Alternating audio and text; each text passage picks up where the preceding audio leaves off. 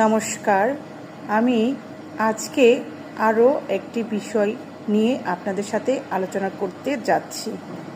বিষয়টি হলো আগুনে পুড়ে গেলে কিভাবে আমরা প্রাথমিকভাবে ট্রিটমেন্ট নিতে পারি। আগুন প্রথমত পোশাক বা শরীরে লেগে গেলে আমরা দ্রুত নিবানোর জন্য চেষ্টা করব। পানি ঢালতে হবে, রোল করে ঘুরতে হবে, অন্য কোনো কাপড় দিয়ে ঢেকে আগুন নেভাতে হবে। পুড়ে যাওয়া স্থান 15 থেকে 20 মিনিট পানিতে ভিজিয়ে রাখতে হবে। এতে পোড়া জায়গা ব্যথা কম হবে এবং ত্বকের অতিরিক্ত ক্ষতি সাধন থেকে আমাদেরকে রক্ষা করবে। ত্বকে আগুন লাগার পরে কোনো ধরনের তেল, মলম, পেস্ট